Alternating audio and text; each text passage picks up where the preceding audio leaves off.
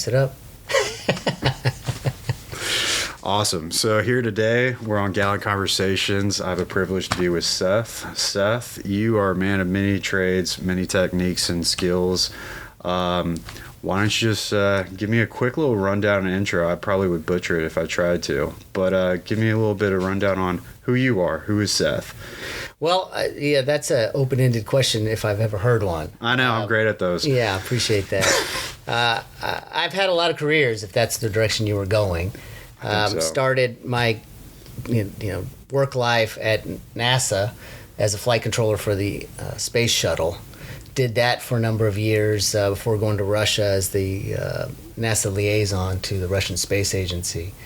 And then after that, decided to try my luck at the .com world, where I was working at a robotics company, designing robotics. And when I was there, I started a pseudo social media company. This was back in the late 90s, early 2000s. Ahead of the curve. Yeah, I'd say so. We didn't design it to be just social media, but it was for the fashion photography world, because at that time, as my night job, I always have a night job, I picked up fashion photography, and so I was doing fashion photography and artistic photography at the time, and the goal of that particular .com was to bring together artists, whether they be makeup artists or stylists or photographers or models, to collaborate on various things such as editorials or whatnot, but also just to, hey, if you're looking for a good stylist who does something of this style, you can get onto that social media site, find that person, interact with that person, and then collaborate with them. And so, of course, as timing has never been my strong suit, we launched about 2 weeks before the .com bust of 2000. Sorry to hear that. So wasn't able to get that one off the ground. And then I turned my attention to security, physical security, cybersecurity, that kind of stuff, and did that for a while before going down to Brazil and doing fashion photography as a full-time job. I did fairly well down there, but eventually came back. You've probably heard the story about me getting deported from Brazil. That's one of the reasons that I did came back. Maybe outside the bounds of this particular podcast. But yeah, so I found myself back in the United States and was doing security work still. We got lured back by NASA. They needed some flight controllers for the International Space Station, so I went back there. And then while I was a flight controller for the International Space Station, I decided to try my luck at law school at night. Went to law school and eventually became an intellectual property attorney, then a cybersecurity attorney, then a technology attorney, and now I'm the general counsel. That's incredible. All right. And Seth's career in a nutshell. Gosh, that was pretty nicely tight too. I feel like you could have gone in so many different little rabbit holes. There were some side gigs like home automation and other things like that. But these days I make my salary as a general counsel. And I feel like just everything that you've done up until this point, it's kind of got a recurrent theme where it's, there's some sort of writing component to it. There's a creativity aspect to it. And it kind of ushers in AI, cybersecurity, all that good stuff. So, there's something else that you kind of got cooking. Well, actually, before I ask about that, you do also have a couple of books to your name that you've published or written, and you have one kind of going on right now, too. Again, man of many trades. If I could go back to my 16-year-old self and have a conversation, apart from the fact that I'd say, get some Bitcoin and whatnot, I would say, hey, listen, you tend towards creativity, and maybe the direction that you're thinking of taking is not the right one. Yes, I got an engineering degree, and a lot of people think that engineering is very creative, but I went into operations, which is not a very creative area. Law is not generally a lot of creative area. So I think I've missed a lot of opportunities to use the creativity to to be successful in a day job. Now, I've still used the creativity just in my side projects or hobbies and whatnot. And one of those you mentioned is writing science fiction novels. That's kind of what I typically write. I've written a middle grade fantasy novel as well. I've written a nonfiction book called Career Recon, which is about changing careers, something that, as you can tell, I've done a few times. So if anyone wants to write a book about it, you'd be the best person to do it, in my mind. To changing have written the careers book? and all that Yeah. stuff. I mean, that's true. I think I've had 7 or 8, depending on how you classify them. But yeah, so I, and I give that book out. I just gave it to a friend of mine a couple hours ago, as a matter of fact. And it's nice to, when people are thinking about if they want to do a career change, or oftentimes it's, my son is thinking about what he wants to do in college. I'm like, here, read this book. I mean, that's helped. So, I'm glad that I did it, but really my passion is science fiction. Yeah, and then you have one more book that you kind of got going on. Maybe we don't want to dive too deep into it, right? That you're writing up right now. Are you talking about The Dreamer? The Dreamer. Yeah, let's keep that one under wraps until I get a little further. So all we know about it is it's titled The Dreamer. It's a sports movie type book. Yes. And, yeah, it sounds pretty freaking awesome. I've always wondered what type of sports would be playing. We would play like celestially or like on the moon or Mars. So that one's interesting. But okay, so you're constantly battling left and right brain, creative, technical. I wouldn't say battling. I say alignment, right? I tend to put them together, and it's interesting to see what type of groups of friends people have.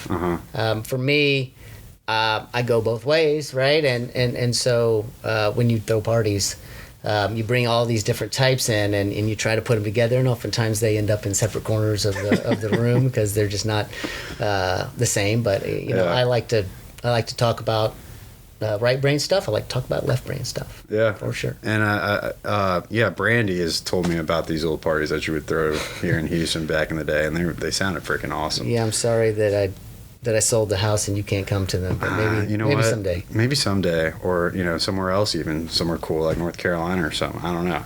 Yeah. But okay, so we have all this cool stuff that's kind of going on, and I wanted to talk about a little bit about this project AI-Free.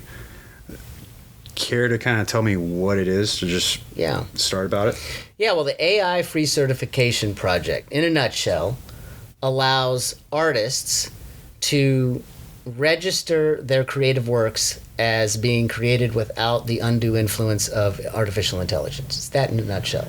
Okay. Where does this come into play? Well, the reason that it came to me was I have just spent 2 years writing a 135,000 word science fiction novel. A lot of work, a lot of time thinking about one particular sentence or one word in a sentence. And lo and behold, I start reading articles that, so-and-so published a children's book completely written by AI. And I'm thinking to myself, hey, I did a lot of work, I want to be able to communicate that I did this book. I created this book. Now, turns out, I have experience as an intellectual property attorney, and in trademark law, when you get a trademark, it tells you the origin of a good or service. Where did it come from? Apple. It came from Cupertino or whatnot. But there's something else called a certification mark. I don't know if you're familiar with these. A certification mark doesn't tell you the origin of a good or a service. It tells you the nature or the quality of a good or a service. Underwriter Laboratories is a perfect example. The Good Housekeeping Seal, Energy Star on your refrigerator or your monitor. Lots of different companies can build a monitor and put Energy Star on it, so long as they have met certain standards. And so I started thinking, well, wait a minute, why not use the certification mark to communicate to a customer or an audience that a person or a particular work was created without using artificial intelligence. So that's how AI-Free was born. Huh. And then there's something about a permissible AI. I don't know if you well, it's interesting because, as I was writing the standards, and you have to write standards in order to get the certification mark from the U.S. Trademark Office. As I was writing the standards, I started thinking, okay, well, wait a minute. when you say it's AI free, does that mean AI cannot be used at all whatsoever? Well, what if you use AI, for example, to spell check something? What if you use AI, you said, hey, ChatGPT, give me 10 synonyms for the word shoelace, right? Or something of the sort. In my mind, I'm like, well, okay, you're not really using AI for its creativity element at that point. You're just using AI to do something that could have been done before AI was in existence. So what we did at the AI-Free Certification Project is we created a separate gate for permissible AI. So when you go onto the site and you register your creative work, right, you have to go through some survey questions. And one of those questions is, you basically can say no AI was used on this project whatsoever. Another option is we use permissible AI, in which case you can look at the standards to see what is permissible. And if you use permissible AI, you're still afforded the AI-free certificate. There's another option, which is I don't know, right? Because this is the dawn of AI. This is also the dawn of the AI-Free Certification Project. We fully recognize that there may be some close cases. So we created a committee that will look at the submission and look at the question, hey, I used AI for this purpose and this purpose only. Does that merit permissible AI or not? And so we'll look at that. We'll rule on it, and if it makes sense, we'll add it to the standards. So in a sense, like if I'm hearing this correctly, the permissible AI and AI free, the certification and the program and the project that you got going on, any sort of element of AI, if you've leveraged it and used it in a creative work, does not submit yourself as an opportunity to have that stamp of approval, that certificate, right? That's right. If you used AI creatively in the creation of the creative work, it is not eligible for the AI-free certificate. But there's a caveat, right? And that is, what type of work are we talking about? Let me use my book, The Receiver, as a perfect example. I did receive the AI-free certificate for the book in the literary category, and that means basically, hey, every word I wrote was AI free, but the cover of the book in part was generated by AI. I needed an image, and so I went out to one of the AI services and I generated an image and I put it on the cover.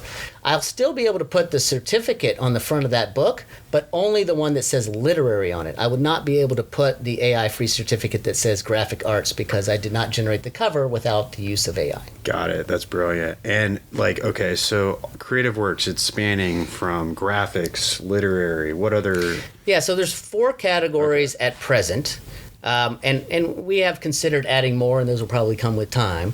But the 4 right now are literary, graphic arts, so that would be paintings, images, photography, whatnot. There's audio, so music, any type of that type of category.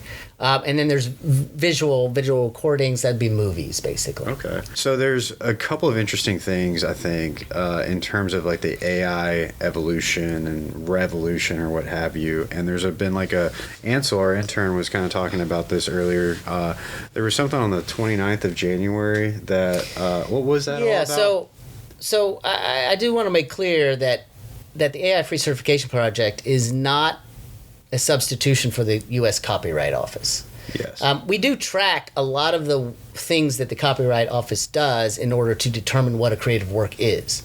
But the Copyright Office basically says, okay, so-and-so owns this particular creative work because they were the ones who fixed it into tangible form, right? That's not what we do. We tie the certificate to the work itself as just being AI free. We don't talk about who owns it or not. Now, you can, when you register, obviously, you put your name in as being the owner of the particular work, but really, we care about the artist affirming that he or she did not use AI in the creation of the project. It's interesting in that when AI started generating creative works, the Copyright Office did not confer to the person who did it copyright because they were like, well, you didn't create it. The AI created it. And I remember when that first happened, I said, there's a United States Supreme Court case back in 1884, where the Copyright Office did the same thing to photography. And, it went all the way to the Supreme Court. The Supreme Court said, no, hold on a second. The Copyright Office had said, hey, photography is not creativity because all you did is hold up a machine and push a button. And the Supreme Court said instead, well, wait a minute. You got to figure out what type of film you got to put in there. What are the aperture setting? What is the speed setting? What lighting did you use? How did you compose the image? And so at the end of the day, the Supreme Court said, yea, verily, the photographer is afforded a copyright for the photograph. The same thing is going to happen for AI. In fact, it sounds like it's already happening because a couple of days ago, the Copyright Office issued a report to that effect, which is if the prompt is unique enough, the Copyright Office, and let me just say I'm not providing any legal advice, and I haven't even read the report yet, but this is where it's going to go. If you make the prompt complicated and complex enough and unique enough, then you probably will be afforded copyright on the image that was generated if it is unique. For example, if you just say, give me the picture of a redhead, that's probably not going to be enough. But if you describe that person with such complexity that the image looks the same every single time, then I can see the Copyright Office giving copyright to that image. I just wonder when we get to that point, because when I have very complex prompts, sometimes it bugs out on me. Yeah, and they're going to get better and they're going to get worse in some certain regards. But, I remember I was in a symposium, a copyright symposium at the University of Houston's Law Center, where they were talking about just that thing. There's Instagram feeds of people who are now influencers, but these people are not real. Yeah. And if you go and you look at those feeds, the person looks pretty much the same throughout. In some days, they're like, okay, that's definitely looks like a different person. But in the most case, they're able to get the hairstyle right, the eyes right, the nose right, the skin and the skin tones are correct. That can't be easy. These people are spending a lot of time building these very massive prompts.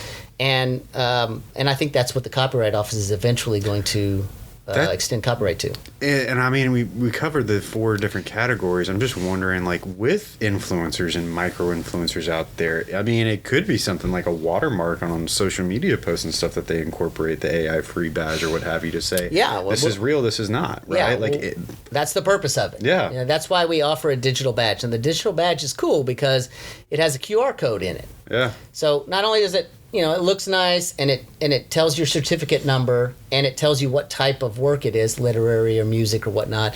But the QR code, when you take a picture, when you follow the QR code, it takes you to the website. It takes you to the verification page on AI-FreeCert.com, which is the website, and you can see that particular work, and you can see whether it was completely AI-free or it was permissible AI, and you can see who submitted it. And even look at a sample of the work itself to verify that is what you bought or what you're buying is, in fact, the work that has been designated as AI-free.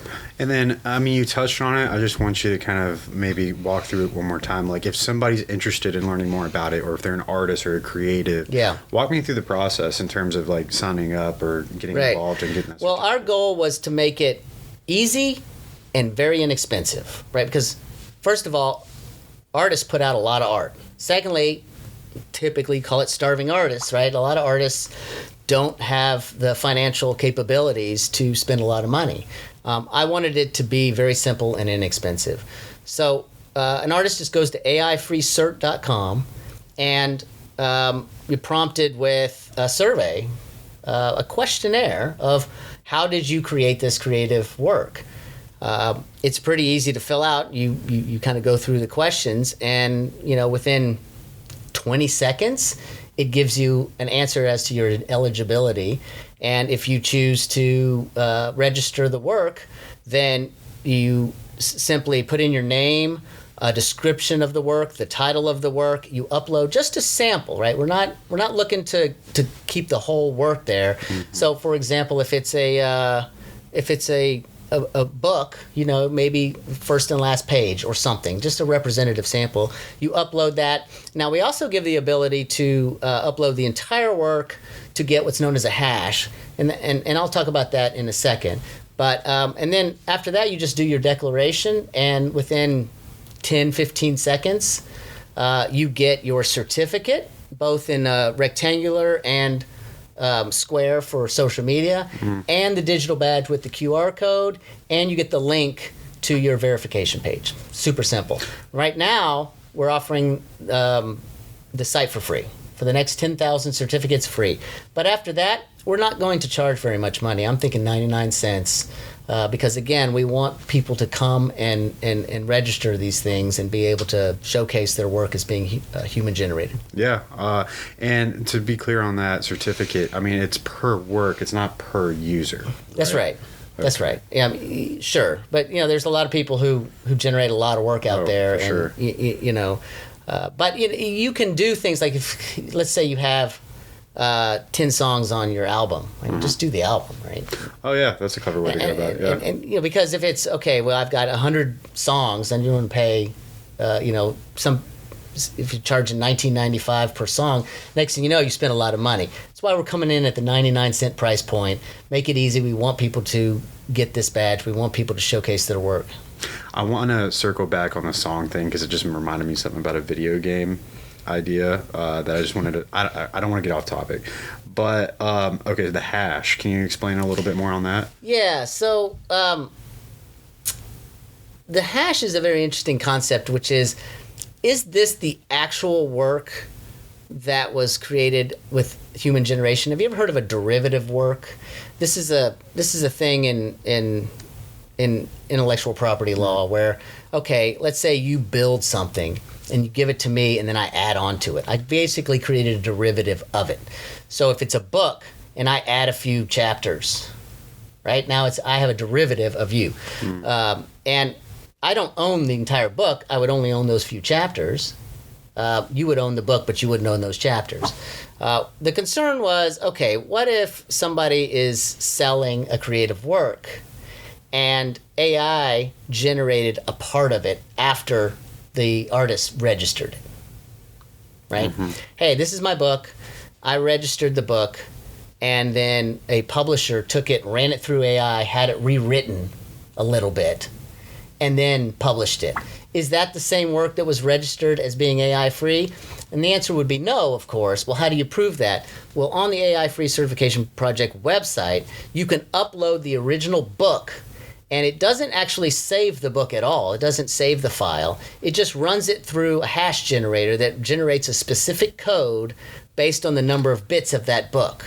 And then it erases it, and now you've got this hash, which is a unique number associated with that particular book. So if you change even one character, that hash is different.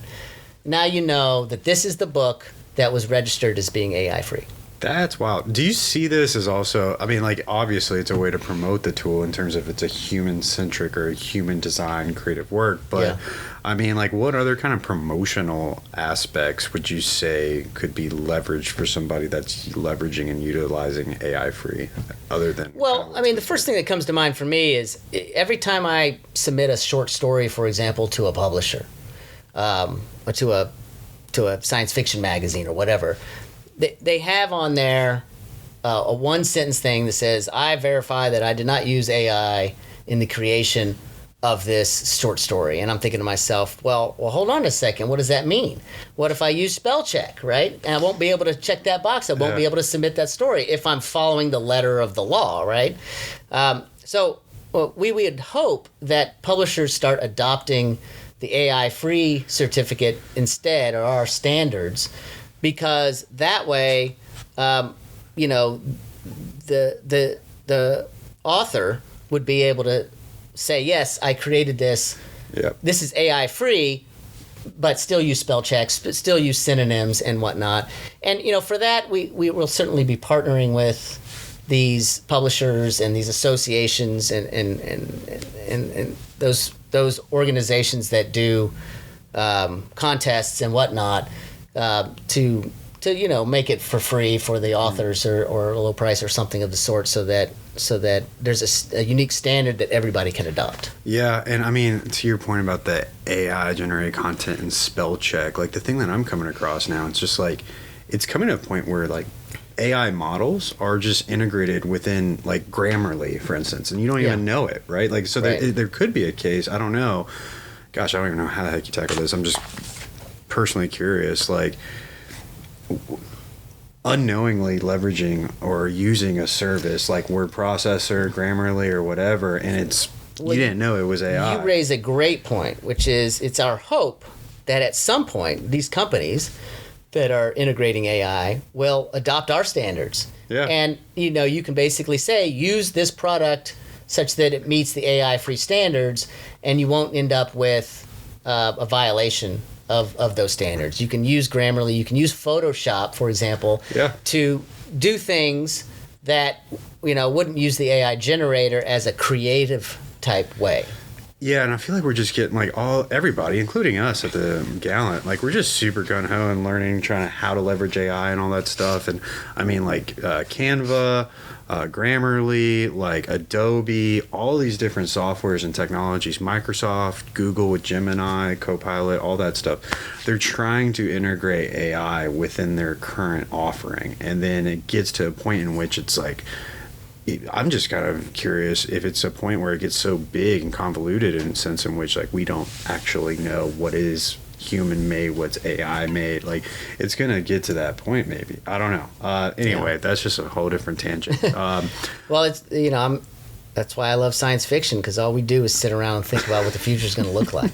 It's great. Yeah. And it tells great stories too. You can convey really cool concepts through science fiction. Yeah. I was talking to somebody about this the other day where, I say I don't typically read nonfiction self-help books, even though I wrote Career and Recon, which is kind of one of those. Because, oftentimes they're fairly lengthy, and I like to spend my time writing rather than reading that. But the point I was trying to make is science fiction kind of does the same thing.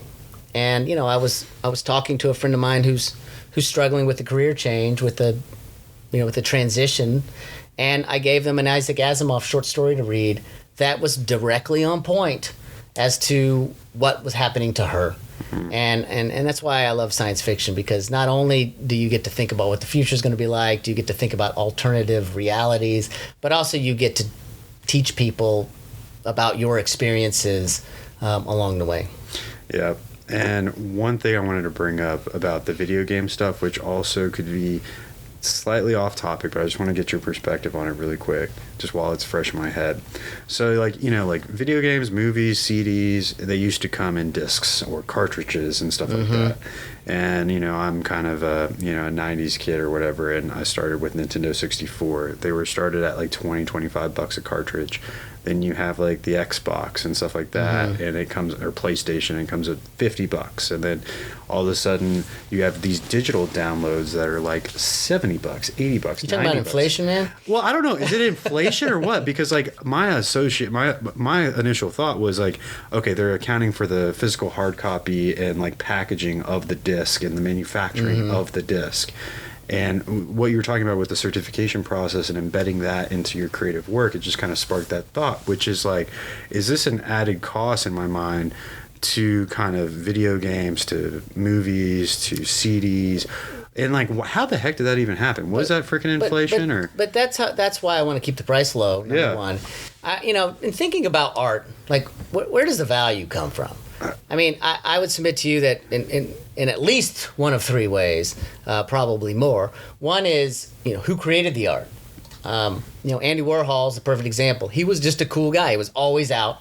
He was always, on the scene, being fabulous, and he created a following, by way of his art. Another is what the art is. If it's different, if it's unique, challenging, something of the sort, then it adds value. And the third way that I was thinking is just how hard is it to do? right? If it's something that is really complex, and you think about those artists who used to create scenes by just doing dots. They would take the tip of their brush and they would just do this for hours. It would take them just to get to one little part of it.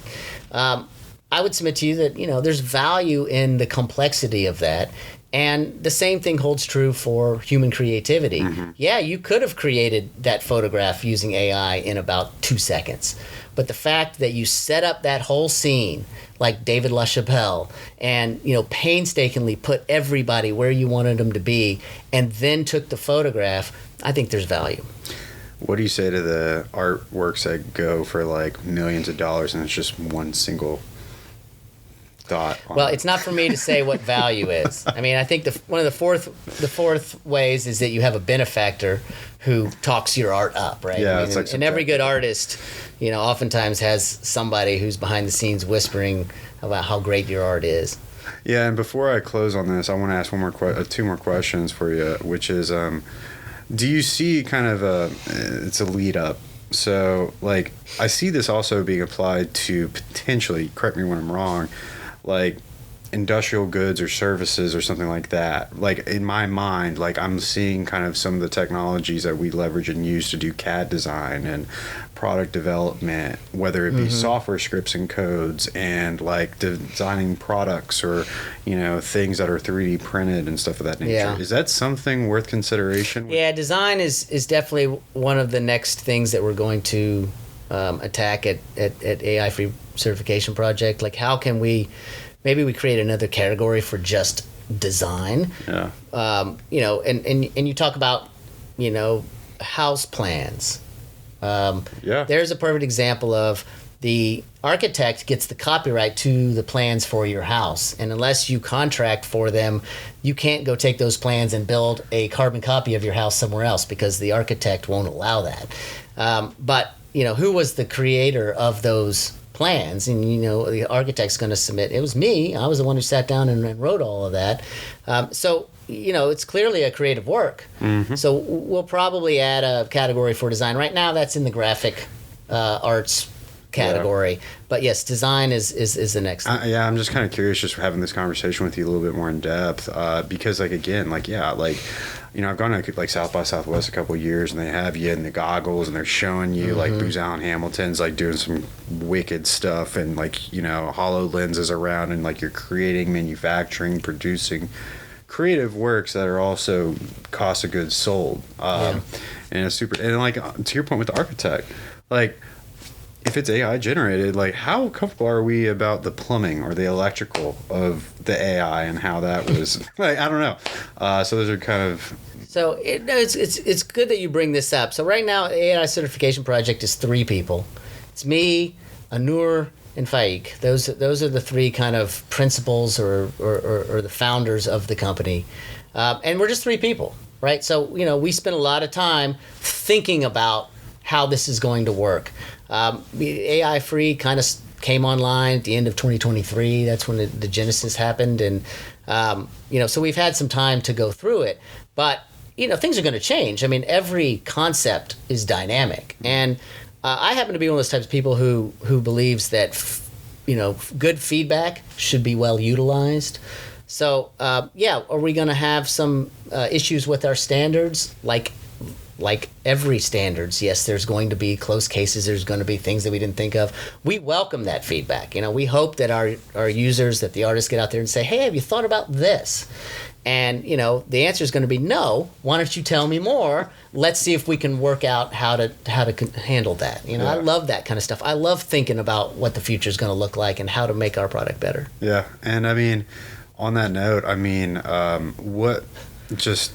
where do you see kind of the immediate future? Like, is there anything else that you kind of want to share? Yeah, I mean, apart from just, getting more people to utilize the service, making the partnerships with all of the different users and publishers and whatnot, one of the things that I have kind of in the back burner is to think about how can we use this to help in the world of disability. I think that there should be a way for people with disabilities to be afforded an AI-free certificate for using AI to help with their disability. I don't know what that looks like right now. I've been thinking about people who've lost their sight using AI to create an image based on a very complex prompt, or finishing a symphony that maybe a person started before they lost their hearing. I want to do that. I haven't worked out the details yet, but that's definitely on the horizon. That sounds freaking awesome and incredible. And I mean, Seth, thank you so much for joining us. Well, and it's been really just great to learn a little bit more about what you got working and everything that you got going on. I mean, yeah. Well, thank you very much for showcasing the site. I will say that, I mentioned AI-Free-Cert.com because if you go out there and search for AI-Free, you're just going to get sites for free AI. Yeah, so let's be so it's AI-Free. Yeah, it's Cert. AI-Free-Cert.com. And hopefully eventually, in the SEO, we'll get up there. But right now, just doing a search for free AI-Free might end up with a lot of people trying to get you to learn how to use AI certification. So AI-Free Cert is the website location, and we do hope that people come and register. And as I said, the first 10,000 certificates of our new site are completely free. Awesome. Well, again, thank you so much, and until next time. Okay, thanks. Thank you.